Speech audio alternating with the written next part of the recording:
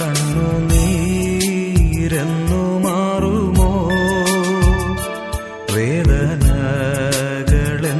തീരുമോ, കഷ്ടപ്പാടിൻ കാലങ്ങളിൽ രക്ഷിപ്പാനായി നീ വരണേ. ജീവിതം വെല്ലുവിളികൾ നിറഞ്ഞതാണ്.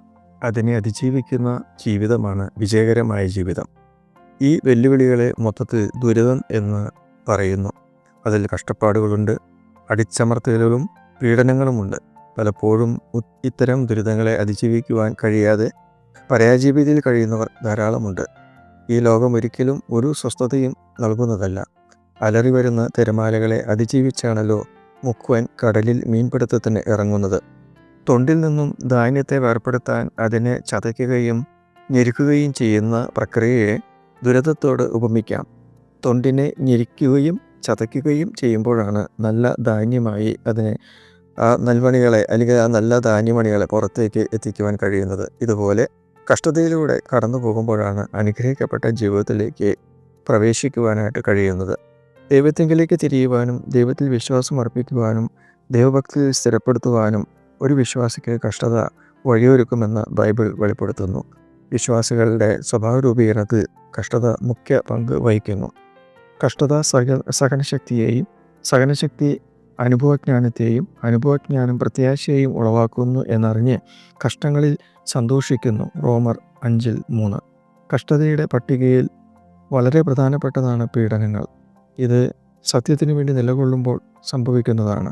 ഇസ്രായേലിൻ്റെ വിഗ്രഹാരാധനയ്ക്കും ബാലിൻ്റെ പ്രവാചകന്മാർക്കും എതിരായി നിലപാടെടുത്ത ഏലിയ പ്രവാചകനെതിരെ ഇസബേൽ രാജ്ഞി വധഭീഷണി മുഴക്കിയപ്പോൾ ഭയപ്പെട്ട് മരിക്കാൻ അദ്ദേഹം തീരുമാനിച്ചു. എന്നാൽ ദൈവം അദ്ദേഹത്തെ ധൈര്യപ്പെടുത്തി വലിയ ചുമതലകൾ ഏൽപ്പിച്ചതായി ബൈബിൾ രേഖപ്പെടുത്തുന്നു. അതുപോലെ തന്നെ ഹെരോദ രാജാവിനെ പറ്റി പറയുമ്പോൾ ഹെരോദ രാജാവിൻ്റെ വഴിവിട്ട ജീവിതത്തിനെതിരെ സംസാരിച്ച സ്നാപകയോഹന്നാനെ ശിരച്ഛേദം ചെയ്ത് കൊല്ലുവാൻ ഇടയായി എന്ന് ബൈബിൾ പ്രഖ്യാപിക്കുന്നു. ചരിത്രം അത് രേഖപ്പെടുത്തുന്നു. സെയിൻറ്റ് പോൾ സുവിശേഷം പ്രസംഗിച്ചതിൻ്റെ പേരിലാണ് പലതവണ തുറുങ്കിൽ അടയ്ക്കപ്പെട്ടത്. ഒടുവിൽ തലവെട്ടി കൊല്ലപ്പെടുകയും ചെയ്തു. 1-ാം നൂറ്റാണ്ടിലെ ക്രിസ്തുവിശ്വാസികൾ അന്നത്തെ ചക്രവർത്തിമാരാൽ പീഡിപ്പിക്കപ്പെട്ടു, ചിലർ വധിക്കപ്പെട്ടു. അതുകൊണ്ടൊന്നും തളർന്നു പോകുന്നതല്ല ക്രിസ്തീയ ജീവിതം എന്ന് ചരിത്രം സാക്ഷ്യപ്പെടുത്തുന്നു.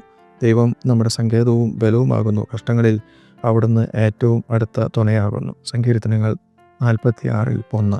ക്രിസ്തുവിൻ്റെ വാക്കുകൾ ശ്രദ്ധിക്കുക. ലോകത്തിൽ നിങ്ങൾക്ക് കഷ്ടമുണ്ട് എങ്കിലും ധൈര്യപ്പെടുവിൻ, ഞാൻ ലോകത്തെ ജയിച്ചിരിക്കുന്നു. യോഹന്നാൻ 16:33. അന്ത്യനാളുകളിൽ ദുരിതങ്ങൾ വർദ്ധിക്കും എന്ന് ബൈബിൾ വ്യക്തമാക്കുന്നു. അതിന് നടുവിലും ദൈവജനത്തിന് ദൈവം സംരക്ഷണം നൽകും എന്ന ഉറപ്പ് വാഗ്ദത്തമായി നമുക്ക് നൽകിയിട്ടുണ്ട്. ദുരിതത്തിലൂടെ കടന്നു പോകുമ്പോൾ ദൈവമക്കൾ ഓർത്തിരിക്കേണ്ട 3 കാര്യങ്ങൾ കൂടെ ഓർപ്പിച്ച് ഞാനിവിടെ നിർത്തുവാൻ ആഗ്രഹിക്കുന്നു. 1. ആത്മീയ വളർച്ചയ്ക്ക് വേണ്ടിയാണ് കഷ്ടതകൾ സംഭവിക്കുന്നത്. സ്വർണം തീയിൽ ഉരുക്കുമ്പോൾ കീടങ്ങൾ മാറി അത് ശുദ്ധിയായ സ്വർണമായി തീരുന്നത് പോലെ കഷ്ടതയുടെ തീച്ചുള ഒരു വിശ്വാസിയെ വിശ്വാസത്തിലും ക്ഷമയിലും സ്ഥിരോത്സാഹത്തിലും വളരുവാൻ ഇടയാക്കുന്നു. 2. കഷ്ടത നിത്യജീവിതത്തിലേക്കുള്ള തയ്യാറെടുപ്പാണ്. നമ്മിൽ വെളിപ്പെടുള്ള തേജസ് വിചാരിച്ചാൽ ഈ കാലത്തിലെ കഷ്ടങ്ങൾ സാരമില്ല എന്ന് എണ്ണുന്നു. റോമർ 8:18. 3. ദൈവത്തോട് കൂടുതൽ അടുക്കുവാൻ അഥവാ ആശ്രയിക്കുവാൻ ഉള്ള അവസരമാണ് കഷ്ടത. ദുരിതത്തെ അഥവാ കഷ്ടതയെ നേരിടുവാൻ ഉള്ള 3 ആയുധങ്ങളാണ് പ്രാർത്ഥനയും വിശ്വാസവും ആശ്രയവും. ഓർക്കുക, ദൈവം നമുക്ക് അനുകൂലമെങ്കിൽ പ്രതികൂലം ഒന്നും തന്നെയില്ല. ദുരിതങ്ങൾ അനുഗ്രഹത്തിലേക്കുള്ള പാതയായിട്ട് മാറുകയും ചെയ്യും. God bless you. കഷ്ടങ്ങൾ സാരമില്ല, കണ്ണുനീർ